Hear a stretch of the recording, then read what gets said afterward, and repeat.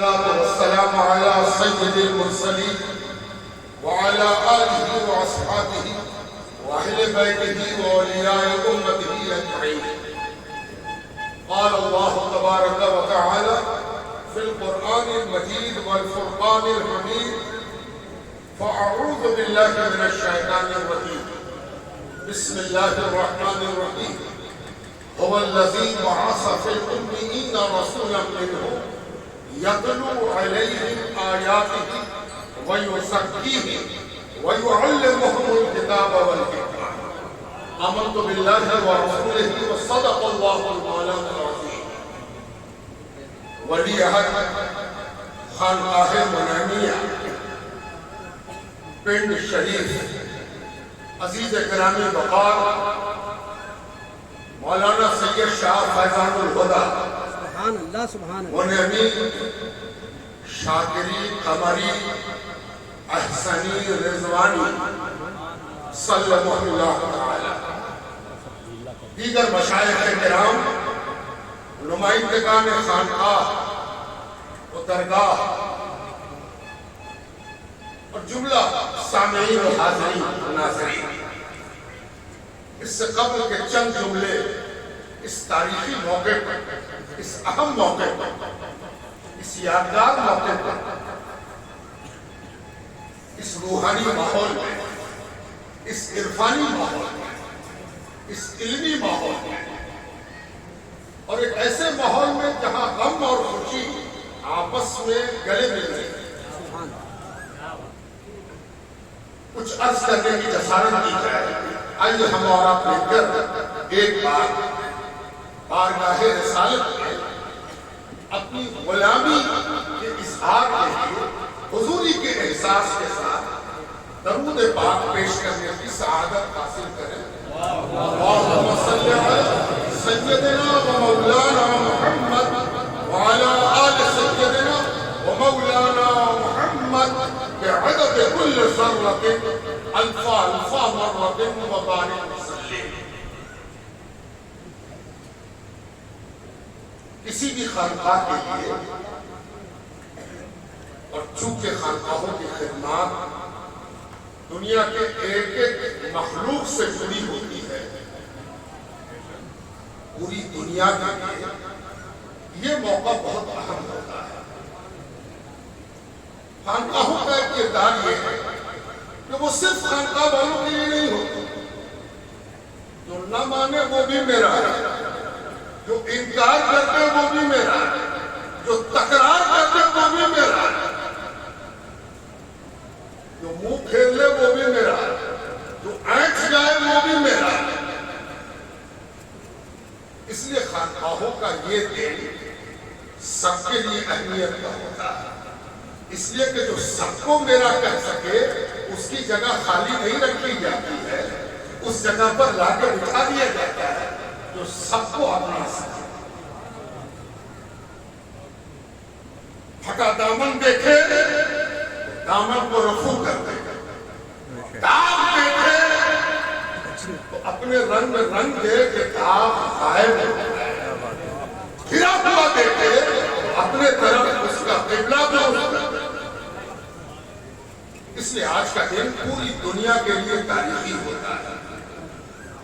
آج جسے بیٹھایا جاتا ہے وہ کسی کا نہیں، سب کا ہو جاتا ہے. اور آج کا دن اس لحاظ سے بھی بڑی اہمیت کا ہے کہ ایک صاحب خدمت مخدوم وقت دنیا سے رخصت ہو گیا. بھلا اس سے بڑا غم کیا ہو سکتا ہے؟ ہم سب کو خدمت کی ضرورت ہے، ہم سب کو اس بات کی ضرورت ہے کہ کوئی اپنے پن کے ساتھ میری طرف دیکھے اور ہاتھ بڑھائے اور وہ دنیا سے چلا گیا. اس سے بڑا غم کیا ہو اور اس سے بڑا دکھ اور کیا ہو؟ قیامت ٹوٹ. لیکن اس دکھ کا مداوع دنیا کی کوئی طاقت پوری نہیں کر سکتی. مداوع پورا نہیں ہو سکتا، علاج نہیں ہو سکتا، بدل نہیں ہو سکتا، سوائے اس کے کہ جو گیا ہے اس کی جگہ پر اسی عزم و حوصلے کے ساتھ اسی کا بٹھایا ہوا سامنے آ جائے. آج کا دن سکھ اور دکھ کے سامنجس کا ہے، کیا کہنا ہے؟ اور آج اس تاریخی موقع پر آپ کو کئی بار تازہ کرتا ہے۔ آپ سب جانتے ہیں ہم لوگوں کا کام صرف اتنا ہوتا ہے کہ گرد پوچھ صاف کر دیا جائے، اسکرین صاف ہو تو سامنے نظر آنے لگتا ہے، لیکن اسکرین پر اگر گرد ہو تو اسکرین رکھ کے بھی بے معنی ہو، صرف گرد پوچھ۔ پہلے تو یہ جانیے کہ یہ خاندان بڑا قیمتی ہے، سبحان اللہ سبحان اللہ۔ اور یہ خاندان سادات کرام کا خاندان ہے، اور اس نے بہت سی ہجرتیں کی ہیں۔ انہوں نے ہجرت سیکھی تھی، ہجرت کا مرتبہ جانا تھا، ہجرت کی قدر و قیمت جانی تھی، تو وہ ہجرت نہیں جس کو تاریخ میں پڑھایا گیا ہے، وہ ہجرت جو اس تاریخی ہجرت کے نتیجے میں کئی ہجرتیں تاریخ میں درج کرائیں، کہاں سے چلے، کہاں کہاں گئے، کہاں کہاں رہے، انتہا یہ کہ اس 12 گاوے میں پہنچ گئے۔ یہ 12 گاواں ہے، اور یہ وہ 12 گاواں ہے جس سے پتہ نہیں کتنا گاواں پیدا ہو گیا۔ صوفی ہمیشہ برکت کا سبب بنتا ہے، موجب برکت ہوتا ہے، وہ جدھر جائے گا برکت پھیلائے گا۔ لوگ جھولی لے کے آتے ہیں، سرکار سب ہے برکت نہیں ہے۔ باتیں اسی لیے ہے کہ ذرا ہاتھ رکھ دیجیے تاکہ جو ہے اس میں برکت کا ظہور ہو جائے۔ یہ 12 گاواں بھی صوفیوں کا بسایا ہوا ہے۔ ایک تو مخدوم شعیب ہے، فردوسی سلسلے کے نام پر مخدوم شعیب فردوسی رحمت اللہ تعالی علیہ، آپ سب جانتے ہیں، انہی کی وجہ سے یہ ضلع شیخ پورا کہلاتا ہے۔ ایک شیخ آیا نہیں کہ شیخ کی پوری فصل لگا گیا، شیخ پر شیخ، یہ جتنے بیٹھے ہوئے دائیں بائیں یہ سب شیخ ہے نا، ان کی شیخوخیت سے دنیا فائدہ اٹھایا، اللہ ان شیوخ کو سلامت کرے۔ دوسرے بزرگ ہیں احمد جاجنیری، جاجنیری سادات کی بستیاں ہیں۔ کہاں جاجنیر، کہاں یہ 12 گاواں، کہاں سے چل کے آئے اور کیسی برکت پھیلائی۔ اور تیسرے بزرگ ہیں مخدوم شمس الدین حقانی، جو بلوری میں آپ کا مزار مبارک ہے۔ پتہ نہیں آپ کو علم ہے کہ نہیں کہ جس کو آپ گدی پر بٹھا رہے ہو اور جس کی یہ گدی ہے وہ مخدوم شمس الدین حقانی سے اپنی نسبی جزئیت رکھتی ہے۔ مخدوم شمس الدین حقانی یہ صاحبی سلسلے کے بزرگ ہیں، اور مخدوم جہاں شیخ شرف الحق والدین احمد یحییٰ ملیری کے معاصر ہیں، کنٹمپرری ہے، سمکالین ہے، اور ان سادات میں سے ہے جو سادات بلخیہ کہلاتا ہے۔ حضرت سیدنا ابراہیم ادہم بلخی کی اولاد میں سے ہجرت میں نے آپ سے کہی تھی، کہاں سے کہاں ہجرت کرتے کرتے بروی میں آئے۔ بروی میں حضرت کے جد اعلیٰ سید شاہ نور الحسن رحمت اللہ تعالی علیہ نے خانقاہ فریدیہ کو رونق بخشا۔ اس خاندان کا ماضی خانقاہ فریدیہ ہے، یعنی یہ بنیادی طور پر چشتی سلسلے کی خانقاہ کا آفشوٹ، خانقاہ سے نکلی ہوئی وہ شاخ ہے جس کی اصل چشتی ہے فریدیت۔ اور حضرت نور الحسن نے کچھ اختلاف دیکھا تو اختلاف میں پڑھنے کے بجائے ہجرت کیا۔ اور یاد رکھیے صوفیہ جب بھی ہجرت کرتے ہیں تو ان کی نیت یہ ہوتی ہے کہ غلبے کا حصول ہو، اس لیے کہ سرکار دو عالم کی سنت یہ ہے کہ ہجرت ہوئی غلبہ ملا۔ غلبے کا سفر ہے، مغلوبیت سے غلبے کی طرف ہجرت کرتے ہیں۔ پروی سے چلے آئے پنڈ میں حضرت سید شاہ نور الحسن اس خاندان کے بانی ہیں، اور پنڈ کو دنیا کے نقشے پر لانے والے سید شاہ نور الحسن فریدی ہیں، اور شاہ نور الحسن کے اولاد حضرت سید شاہ شمس الدین حسین رحمۃ اللہ تعالی علیہ ایک ساتھ گزری، جنہوں نے خانقاہ مرمیہ میتن گھاٹ جا کر حضرت سید شاہ عزیز الدین حسین رحمۃ اللہ تعالی علیہ جو فاضل بریلوی مولانا شاہ احمد رضا خان قدس سرہ العزیز کے ممدوح ہیں، معاصر ہیں، ان سے بیعت حاصل۔ اس خاندان میں پہلی منہمیت شمس الدین حسین رحمۃ اللہ علیہ خانقاہ مرمیہ سے ان کا تعلق قائم ہوا، اور انہی کے صاحبزادے ہیں حضرت مولانا سید شاہ تاج الدین شاکر رحمۃ اللہ تعالی۔ نعرہ تکبیر، نعرہ رسالت، خاندان مصطفیٰ، خاندان پن شریف، جنہوں نے فریدی نسبت اور اپنے خاندان کی تجدید نبی کرن کیا، نشد ثانیہ کی، یہ حضرت تاج الدین شاکر کا لگایا ہوا باغ ہے، جس باغ کو انہوں نے اس خوبصورتی کے ساتھ لگایا ہے کہ پتہ نہیں کتنے قلم یہاں کے درختوں سے تراشے گئے، اور اس قلم سے نیا نیا باغ بنتا چلا۔ تاج الدین شاکر رحمۃ اللہ علیہ نے اپنے والد کی منہمی نسبت کو تقویت دینے کے لیے ایک نظر ڈالی کہ میرا حصہ کیا ہے۔ جب کوئی کہیں کسی خانقاہ سے وابستہ ہوتا ہے تو وابستگی دراصل حصے کی دلیل ہوتی ہے۔ آپ نے سنا ہوگا کہ دانے دانے پر لکھا ہے کھانے والے کا نام، یہ عموماً اس کو چھوٹا کر کے لوگ رکابی تک محدود کرتے ہیں۔ جو رکابی میرے سامنے میرا نام لکھا ہوا تھا، خانقاہ اس کو رکابی سے اٹھا کے دنیا اور آخرت کی نعمت کی رکابی بنا دیا۔ کیا تو صرف چاول دیکھتا، دال دیکھتا، روٹی دیکھتا؟ ارے دنیا کی جتنی نعمت ہے، جو کچھ تجھ کو ملی ہے، وہ کسی کے پاس ہے؟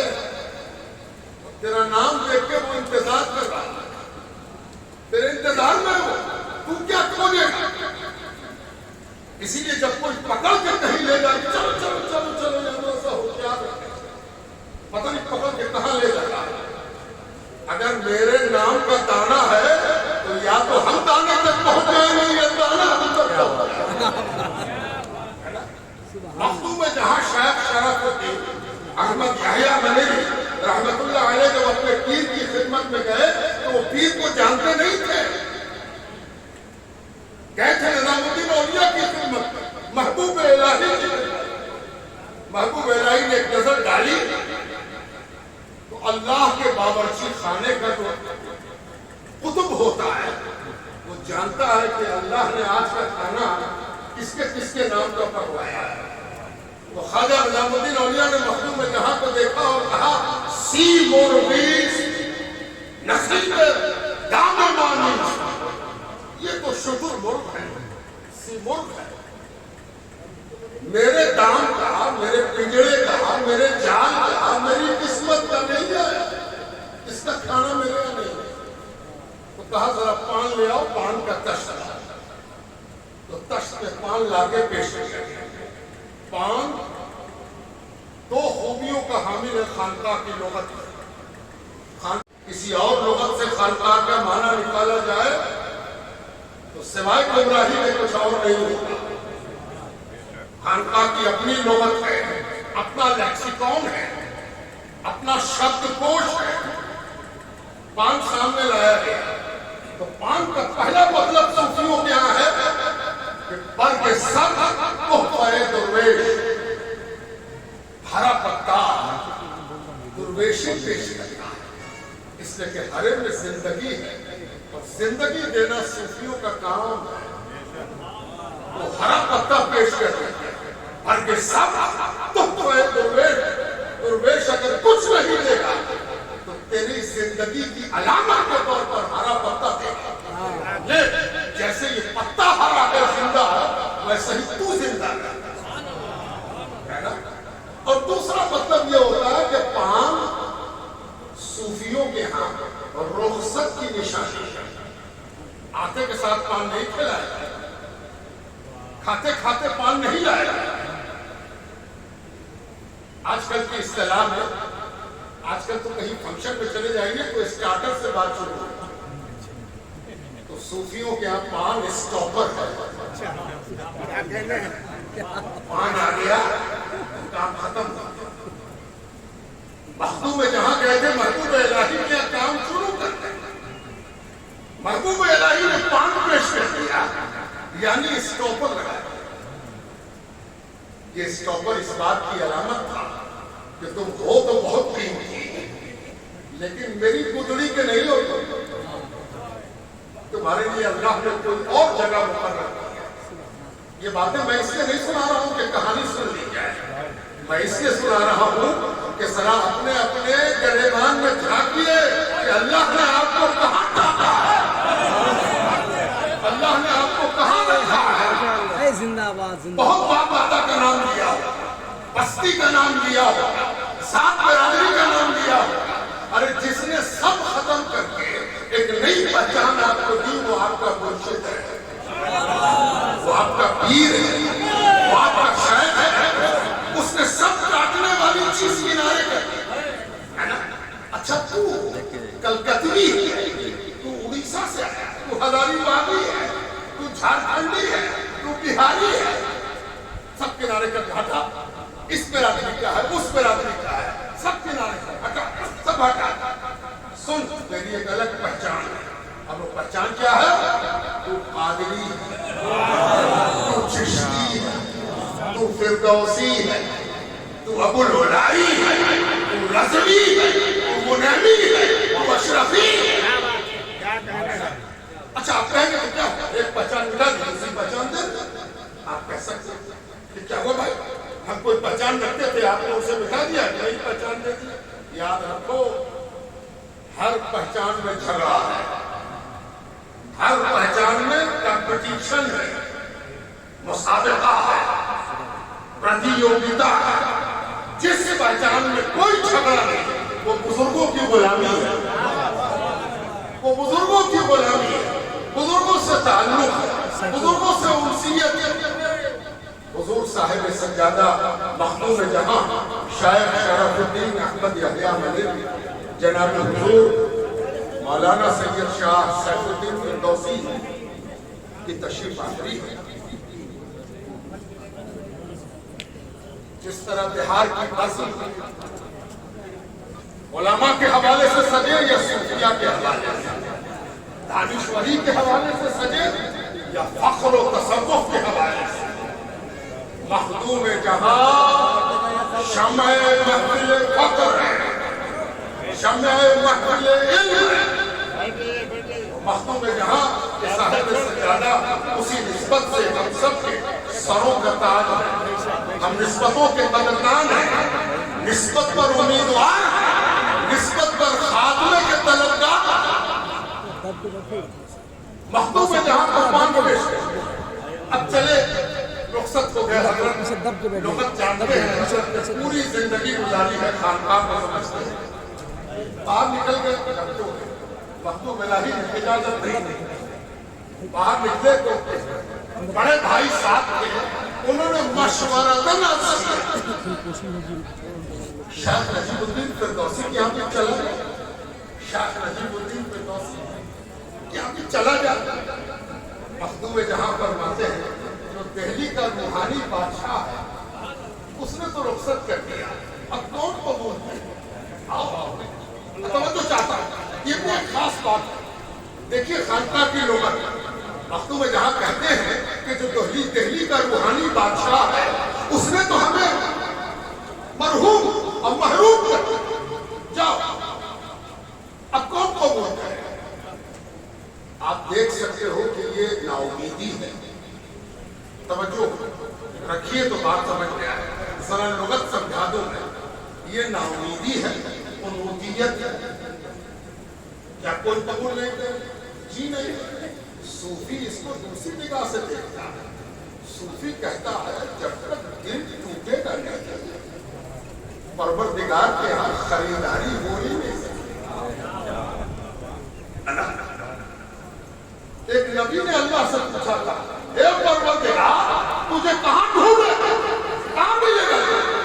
تیری طلب ہے، تیری جستجو ہے، تیرے لیے دیوانے. اے پروردگار کہاں کھوجے؟ جواب آیا، وہی آئی، اِنَّ مُنْكَسِرَتِ الْقُلُوبِ، ٹوٹے ہوئے دلوں کے پاس. جہاں دل ٹوٹ گیا ہو وہی میں ملتا. اسی لیے ہوشیار رہا کرو. کبھی کبھی پیر اس زور سے ڈانٹیں گے، اس زور سے نکالیں گے، یہ بھی اسی لیے بہت دن سے دل کو سلامت رکھے ہوئے ہیں. چور چور نہیں ہوا. جہاں دل چور چور ہوا رحمت الہی برس گئی.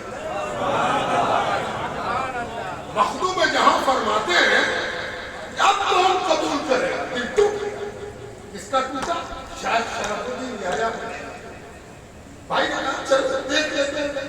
کہا اچھا چلو. جب دل ٹوٹ گیا تو پیر مل گیا. بات ختم کر رہا ہوں، مجھے لمبی چوڑی تقریر نہیں کرنی ہے، وقت ہو گیا میرا. صرف چند اشارے مقصود تھے وہ کر دیے میں نے. وقتوں میں جہاں جب پیر کی بارگاہ میں پہنچے تو سوچ رہے ہیں کہ اب تعارف ہوگا، بات چیت ہوگی، تمنا پیش کریں گے، آرزو پیش کریں گے. پیر نے دور سے دیکھا، آؤ کہاں ہم سونار گاؤں میں پڑھا، منیر میں پیدا ہوئے، یہ ہم کو کیسے جانتے ہیں، کیسے پہچانتے ہیں؟ ہے نا؟ عالم جب بھی کسی چیز کی جانکاری کا دعویٰ کرے گا تو کسی کتاب کا حوالہ دے گا، کسی قول کے قائل کا نام لے گا، کسی فتوے کا حوالہ دے گا، کسی شرح کا حوالہ دے گا، کسی حاشیے کا حوالہ دے گا. یہ بغیر حوالے کے حضرت نے کہا آؤ. آگے بڑھے تو مختوم جہاں فرماتے پہلی بار پیر کپا گیا، دل میں ایک سوچ پیدا ہوا. کہا کہ ارے محبوب الہی کی بارگاہ میں گئے تھے، کوئی اثر نہ. ایک بات اور سمجھ میں آئی، جہاں تیرا لائن جڑا ہوا ہے وہیں سے تیرا بل چلے گا، اور جہاں سے تیرا لائن جڑا ہوا نہیں ہے وہاں تو آزماتا رہا اپنے بل کو، اپنے ٹیوب کو. اس لیے یہ بھی دیکھا کرو کہ اگر کسی بارگاہ سے ہم وابستہ ہوئے ہیں تو میرے اندر توانائی، روشنائی، نور، نیکی کا جذبہ، محبت کا جذبہ، یگانگت کا جذبہ، خدمت کا جذبہ بالیدہ ہوا کہ نہیں ہوا. یہ بالیدگی اس بات کی دلیل ہے کہ تیرا کنیکشن نوٹ سے ہو گیا. مختوم میں جہاں کہتے پیر بھاری ہو گیا، دل کانپا، لرز گیا. آگے بڑھا، شخص نے کہا ہوا ادھر بیعت لی، فوراً بیعت لی. اور بیعت لے کے فوراً اپنی صندوقچی کھولی اور ایک کاغذ نکالا. کاغذ نکال کے پڑھایا، لو 12 سال سے تمہارا خلافت نامہ لکھا، 12 برس ہوئے. کسی نے کسی نے بھلا علم غیب پر وہ مناظرہ نہ کرے تو کون کرے جو اس بات کا قائل ہے کہ 700 برس بعد نہیں کوئی 12 برس پہلے آنے والے کا نام لکھوا دیتا ہے. تیرے پاس کوئی اور دلیل ہوگی تو رکھا کر دلیل. میرے لیے تو یہی دلیل کافی ہے کہ 700 برس بعد نہیں 12 برس پہلے جو علم حقیقت کا ہوتا ہے اس کو زمین پر اترنے میں 12 سال لگ جاتے ہیں. اب باتوں میں جہاں کہتے حضور ابھی تو الف بے بھی نہیں سیکھا، ہاں کہا ابھی تو الف بے بھی نہیں سیکھا. ایک بات اور ذہن میں رہے، نصاب پورا کر کے مخدوم میں جہاں آئے ہیں، کوئی کتاب علم دین کی ایسی نہیں ہے جو اس وقت تک وجود میں آ چکی ہو اور مخدوم میں جہاں کی نظر سے نہ گزری ہو. اس کے باوجود جو ہم رہے ہیں اس سے پتہ چلا کہ جہاں علم تمام ہوتا ہے وہاں سے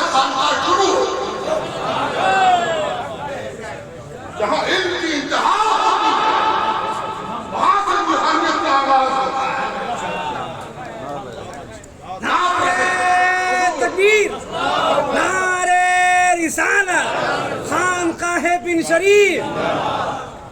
ابھی تو الف بے بھی نہیں پڑھا. اب ایک تاریخی جملہ سنیے. ساری عقیدے کی کتاب اس جملے میں سمٹ گئی. پیر نے کہا جس نے 12 سال پہلے تمہارا خلافت نامہ لکھوا دیا وہ اب تم سے غافل ہے کہ تم چاہتے ہو کہ کچھ پڑھے لکھے کچھ سیکھے کچھ جانے. ارے خلافت نامہ لو اور جاؤ. جس نے 12 برس پہلے لکھوایا ہے وہ جانتا ہے کہ تم کو کیا چاہیے. فیضان الہدیٰ آج یہاں گدی کو بیٹھے ہیں. کس کی مجال ہے کہ کوئی کسی کو گدی کو بٹھا دے. وہ روحانیت اپنا کام کرتی ہے. وہ کون سی روحانیت تھی جو برڈی سے پنڈ لے آئی؟ وہ کون سی روحانیت تھی جو پنڈ سے خانقاہ فریادیہ سملی لے گئے؟ وہ کون سی روحانیت تھی جس نے منیمی خان سجا کر تاج الدین شاکر کو اس کا مالک بنایا؟ وہ تاج الدین جو مالک ہے فیضان منیمی کے تم مالک ہو. تم کو ایک سلطنت دی گئی, تم کو ایک جاگیر دی گئی. جاؤ تم پڑھ. آپ سمجھتے ہوں گے کہ شیخ نے صرف تاج الدین کو دیکھا تھا. ارے مخدوم جہاں کی تو 27 پیڑھی گزر گئی. مخدوم جہاں کی 27 پیڑھی 27ویں سے زیادہ رکھی ہے. وہ بڑا کنجوس ہے, وہ بڑا طفل مکتب ہے, وہ بڑا نادان ہے جو اس خلافت کو صرف 1 سال تک محدود دیکھ رہا تھا. ہم کو 27 پیڑھی اسی خلافت نامے میں دیکھ رہے ہیں. ہم نے تاج الدین شاکر کے خلافت نامے میں فیضان الہدیٰ کو بھی دیکھا. نعرہ تکبیر نعرہ رسالت. الحمدللہ میں نے اس خانقاہ کی کئی پیڑھیاں دیکھی. حضرت مولانا سید شاہ قمر الہدیٰ رحمت اللہ تعالی علیہ تو حضرت تاج الدین شاکر کی وہ شکل و صورت بن کر سامنے آئے کہ ایک طرف روحانیت کے بادشاہ, دوسری طرف کوئی علمی اشکال ہو, مسئلہ ہو, استفتاء ہو. حضرت مولانا قمر الہدیٰ دونوں سمندر کے ایک جگہ ملنے کا نام. شریعت اور طریقت جہاں جا کے آنکھیں مارتے ہوئے 2 سمندروں کا سنگم بن گئے, اس کا نام مولانا قمر الہدیٰ مولانا. نعرہ تکبیر نعرہ رسالت شہزادہ رسول خاندان مصطفیٰ اولاد غوث اعظم حضور سید شاہ قمر الہدیٰ. اور اسی حوالے سے میں ایک بات اور یاد دلا دوں, اس خانقاہ کا اصلی نام خانقاہ منیمیہ ہے. یہ سب نسبتیں ہیں جو آپ بول رہے ہیں, شاکریہ, قمریہ, احسنیہ, رضوانیہ. اللہ فیضان کو لمبی عمر دے. ایک دن آئے گا جب ہم بھی نہیں ہوں گے, آپ بھی نہیں ہوں گے. اللہ آپ کو سلامت رکھے کہ لوگ کہیں گے یہ خانقاہ فیضانیہ جس میں پھل پر پھل لگا. اور یاد رکھیے سیب کے درخت میں آلو نہیں لگتا. آپ نے کبھی دیکھا کہ درخت سیب کا ہو اور آلو لگ جائے؟ کہ آلو کہاں سے لگا کہ سیب کے پیڑ سے ارے سیب کے پیڑ کا نام ہے خان بہادر تاج الدین شاکر.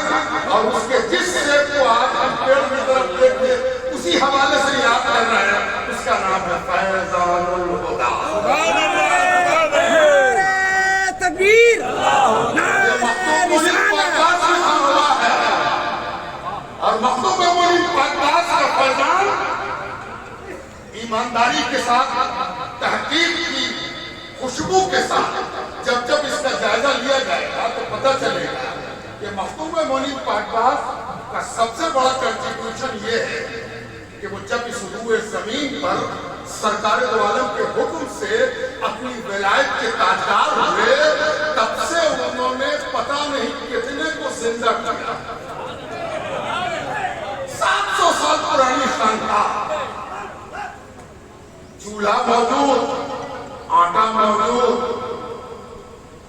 باورچی موجود, عملہ موجود, پیر موجود، سلسلہ موجود، خانقاہ موجود، لیکن چولہا گرم نہیں۔ اس چولہے کو گرم کرنے والے کا نام ہے محبوب منیم عباس۔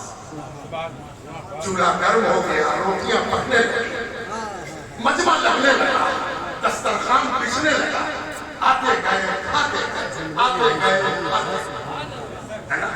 یہ خانقاہ منیمیہ محبوب منیم عباس کا فیضان یہاں پہ بڑھا۔ یہ فیضان الہدی امیر فیضان منیمیہ ہے۔ اللہ ان کو سلامت رکھے، کامیاب و بامراد رکھے۔ میں تو کبھی سوچتا ہوں کہ محبوب منیم عباس کے فیضان کا عالم وہی ہے کہ کہاں کھولے ہے گیسو یار، کہاں کھولے ہے گیسو یار، خوشبو کہاں تک پنڈ میں آ کے لگتا آگا محبوب منیم عباس کے پاس آگا۔ معمولی معاملہ نہیں ہے اس خانقاہ، اس خانقاہ نے ہر محاذ پر کام کیا ہے۔ جیسے آؤ ویسے سنو، استفتاء لے کے آئے ہو تو فتویٰ لے کے جاؤ، سبحان اللہ، ٹوٹا دل لے کے آئے ہو تو قرب الہی کا مزہ لے کے جاؤ، محروم آئے ہو تو بامراد جاؤ، گمراہ آئے ہو تو ہدایت لے کے جاؤ۔ یہاں تو خدا رہتا ہی، یہاں سے نہ ہدایت بچے گی تو کہاں سے بچے؟ یہ تو پشت کا ہوتا ہے نا، یہ مر کے جو ہوتا ہے، یہ مر کے جو ہدایت ہے۔ یاد رکھیے آپ ایک بڑے تاریخی موقع کے گواہ بن رہے ہیں، شاہد بن رہے ہیں، اور آج کی تاریخ میں آپ کو خوب دعا بھی کرنی چاہیے۔ میں اپنی بات ختم کرتے ہوئے جس کو میں نے سرخی بنائی، ذرا اس آیت کریمہ تک آپ کی اس حوالے سے رسائی کرا دوں۔ جس طرح کسی درگاہ کا خادم آپ کو پہنچنے کے بعد آپ کو درگاہ تک پہنچاتا ہے، آپ تو پہنچے ہوں گے، میرا کوئی کنٹریبیوشن نہیں، بس صرف یہ کہ خادم کی حیثیت سے هو الذی بعث فی الأمین، وہی اللہ ہے۔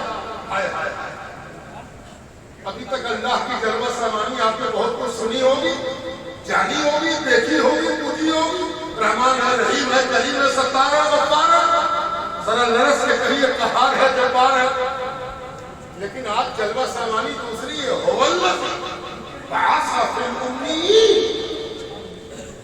مکے والوں کے درمیان، نبی کو نہ پہچاننے والوں کے درمیان، کتاب سے محروم رہنے والوں کے درمیان، اسی اللہ نے ایک نبی بھیجا ہے۔ کاہے کو بھیجا ہے؟ یتلو علیہم آیاتی۔ اب دیکھیے خانقاہ کا نصاب بتایا، یہ نصاب خانقاہ ہے، یہ خانقاہ کا سلیبس ہے، یہ خانقاہ کا مینیفیسٹو ہے، اس کو کہتے ہیں خانقاہ۔ یتلو علیہم آیاتی، آپ کہیں گے نبی کی صفت ہے، خانقاہ کا مینیفیسٹو کیسے ہے؟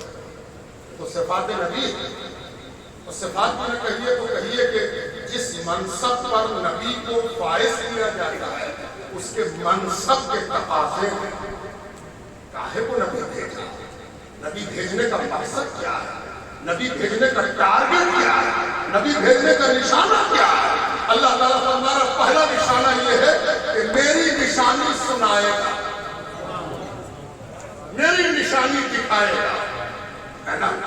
نشانی دکھائے، یہ کس کا کام ہے؟ نبی کا کام۔ اچھا، اور دوسرا کام کیا ہے؟ وَيُزَكِّيهِمْ، جو اس کے پاس آوے گا وہ کئی قسم کے گرد سے اٹا ہوگا۔ ظاہری گرد تو یہ ہوگی کہ سفر کر کے آیا، پنڈ پہنچا، گردے سے بھرا ہوا ہے۔ تو سرکار دو عالم صلی اللہ علیہ وسلم اپنے جسم مبارک پر جو چادر رکھتے تھے، آنے والے کو دیکھتے اور ایسے چادر اتار کے یوں دیکھتے اور کہتے منہ پوچھ لے، بچھا کے بیٹھ۔ وہی وہ سکتی ہی کی ایک ظاہری بدل لی، نبی ظاہری درد پوچھ دیتا ہے، وہی وہ سکتی ہی۔ اور کچھ زندگی تیرے اندر ایسی ہے کہ تجھ کو وضو سکھانا ہوگا، غسل سکھانا ہوگا، تیمم بتانا ہوگا، وہ کون بتائے گا؟ وہ بھی نبی بتائے گا۔ اب کچھ گندگی ایسی ہے کہ اگر وہ نہ نکالی جائے تو بظاہر مومن اندر سے منافق رہے گا، تو تیرے دل کو بھی دھونے پوچھنے کی ضرورت ہے، وہ بھی نہیں کرے گا۔ بھائی وہ سکی یہ نبی ستھرا بناتے ہیں، صاف کرتے ہیں، دھوتے ہیں، پوچھتے ہیں، چمکاتے ہیں، آئینہ بناتے ہیں، چمکا کے عجیب لذت پیدا کرتا ہے۔ جب تک تو آئینہ نہ بنے گا تو اس کو دیکھے گا کیسے؟ اس کو دیکھنے کا کوئی طریقہ نہیں، اس سے نہیں دیکھا جا سکتا۔ اس کے لیے آئینہ چاہیے، تب آئینے میں نظر آئے گا۔ وَيُزَكِّيهِمْ وَيُعَلِّمُهُمُ الْكِتَابَ وَالْحِكْمَةَ، تیرے آگے کتاب اور حکمت کا سبق دے۔